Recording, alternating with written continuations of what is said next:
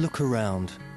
Consider the people you know, your family, friends and associates. Will they fall ill? Will they recover? Will the cures be found in our lifetime? Will they be found in theirs? The answer depends on the work carried out in places like this, dedicated to defeating disease and easing suffering, committed to the sanctity of life. This is Fmrc, the Tel Aviv University's Felsenstein Medical Research Center.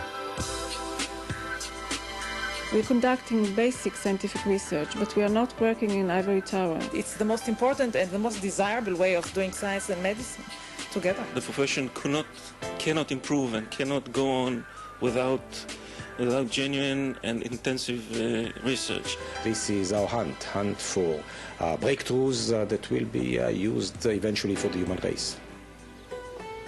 Children, they enter the world with hopes and expectations. For 7-year-old Ben Eliezer, life is full of friends, fun and endless possibilities. But every hurdle he overcomes on his way to adulthood is a gift.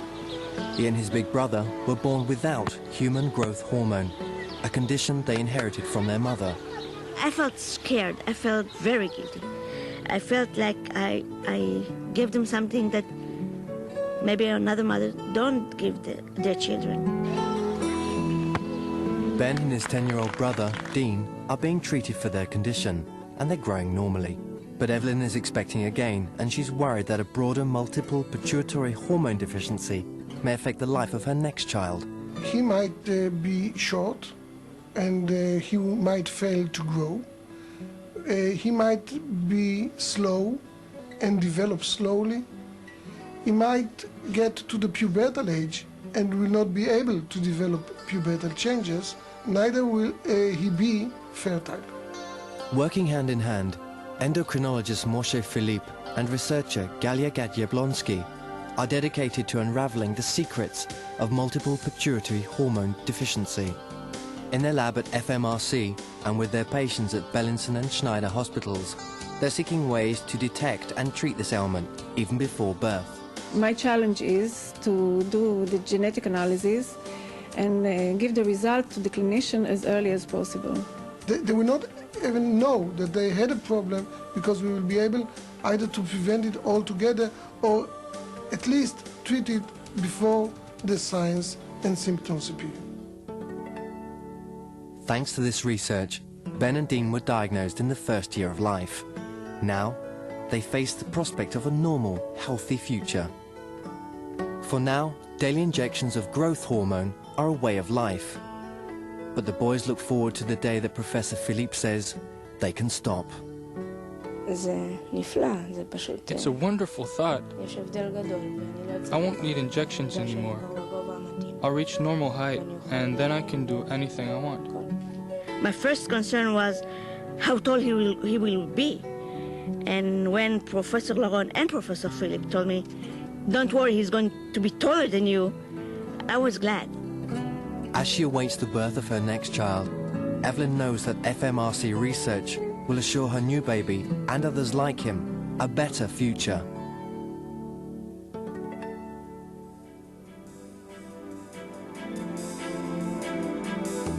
In search of a different future, as part of Tel Aviv University's Sackler Faculty of Medicine, Fmrc focuses on applied research that leads to viable medical solutions. Through its affiliation with Rabin Medical Center and Clalit Health Services, Israel's largest healthcare provider, Fmrc brings these solutions directly to those who require them most. People like Shani Noy, even if you've never seen her face before, it looks familiar. It's the face of cancer. Sometimes I ask myself, where am I? Instead of having a normal life, a happy life, the life that any girl would dream of having, a wonderful childhood, a first love, it simply erases all that. Intensive chemotherapy is her best chance for recovery, but it kills healthy cells along with cancerous ones, causing debilitating, even fatal side effects. In his lab at Fmrc, Professor Avraham Novogrodsky is working to eliminate those side effects by figuring out why cells live and die, a process called apoptosis. Chemotherapeutic drugs that are given to cancer patients, they kill tumor cells by triggering or activating the apoptotic process. Our approach enabled us to selectively inhibit the apoptosis in normal cell and not in cancer cell.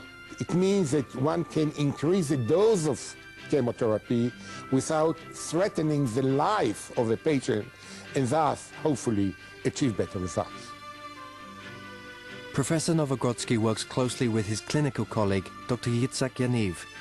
As he cares for Shani and other patients, he awaits the day when targeted chemotherapy will become a reality. It means fulfilling the dream of having the perfect treatment for a devastating disease. Once a promising handball player, Shani is too weakened by chemotherapy to do more than watch from the sidelines, awaiting a bone marrow transplant and the day when she can get back in the game. I have this huge amount of hope. I'm certain that soon all of this will be over.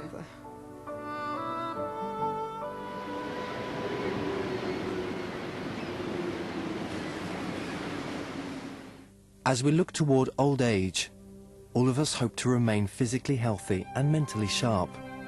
But for some of us, getting older brings a tragic loss of functioning. That's what happened to Joseph Shapira, a victim of Parkinson's disease. I used to be a workaholic. I used to be a sailor, a yachtsman. I cannot physically do any sport or anything I used to.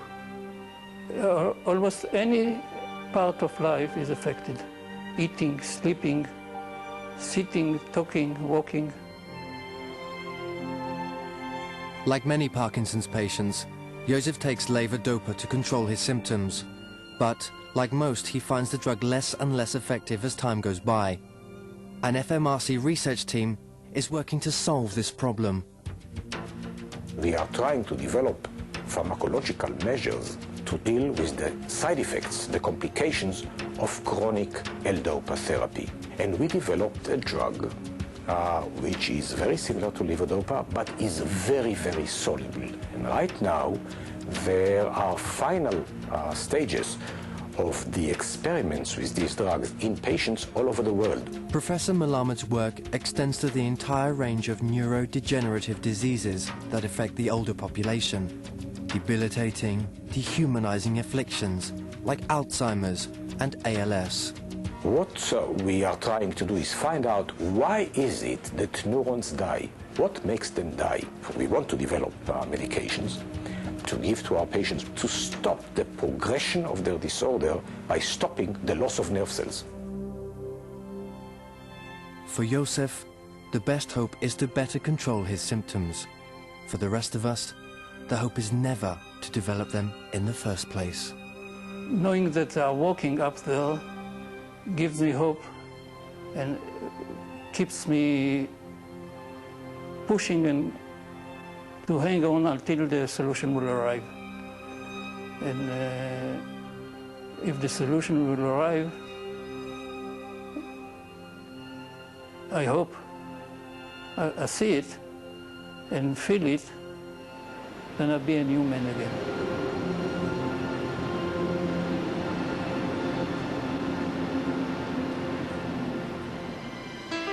Fmrc is dedicated to people, dedicated to life. Its scientific breakthroughs have led to new drugs for cancer, a potential cure for diabetes, innovative treatments for heart and circulatory disease, decreased resistance to antibiotics, early detection of genetic diseases, and more effective psychiatric drugs.